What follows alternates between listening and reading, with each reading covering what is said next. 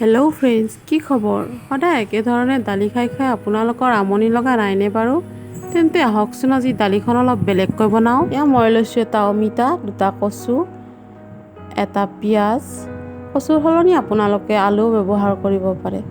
আৰু এয়া মই লৈছোঁ দালি একাপ, হালধি, নিমখ, অলপ কলগছৰ পৰা বনোৱা খাৰ, আৰু এয়া জিৰা অলপ লৈছোঁ, আৰু দুটা শুকান জলকীয়া আৰু অলপ পাঁচফোৰণ।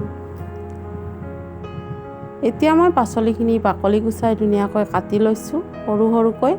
দালিখিনিও ধুই লৈছোঁ। এতিয়া গেছলৈ আহিছোঁ। গেছত কেৰাহীখন পাতি দিছোঁ আৰু ইয়াত তেল দিছোঁ।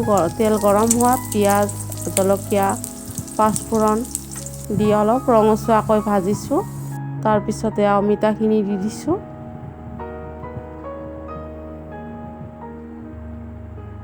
অমিতাখিনি কিছু সময় এনেদৰে ভাজিব লাগিব কম জুইত। তাৰপিছত একেলগে কচুখিনিও দি দিছোঁ।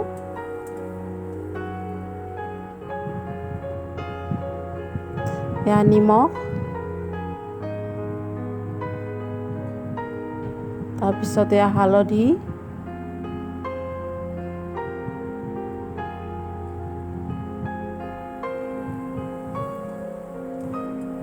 এনেদৰে 5 মিনিট ভাজিব লাগিব।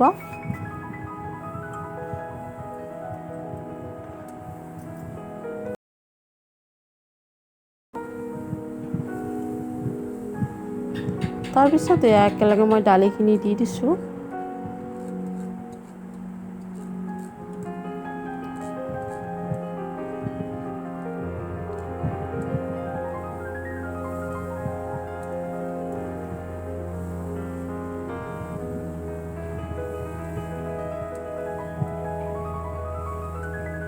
এনেদৰে 5 মিনিট ভাজিব লাগিব। তাৰপিছতে মই অলপ খাৰ দিছোঁ। খাৰখিনি মই এইকাৰণে দিছোঁ যাতে অমিতা আৰু দালিখিনি সিজি যায়। তাৰপিছতে পানী দিছোঁ। মই গৰম পানী দিছোঁ। পানীখিনি এই ধৰণে দিছোঁ যাতে অমিতা আৰু দালিখিনি সিজে। এয়া ঢাকনি দি কিছু সময় উতলিবলৈ দিম। এয়া ঢাকনি গুচালোঁ কিছু সময় পিছত। এয়া চাওকচোন, দালিখন দেখিবলৈ কিমান ধুনীয়া হৈছে, খাবলৈও সিমান ধুনীয়া।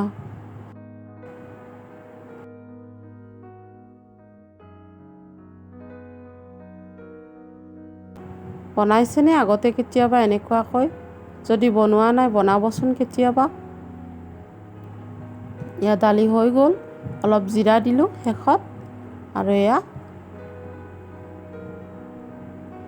মই গেছটো অফ কৰিলোঁ।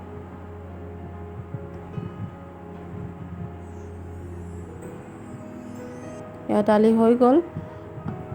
কেতিয়াবা বনাই চাবচোন। ভিডিঅ'টো চাই কেনেকুৱা পালে জনাবচোন। যদি ভাল পালে লাইক কৰিব, শ্বেয়াৰ কৰিব, ছাবস্ক্ৰাইব কৰিব। ধন্যবাদ।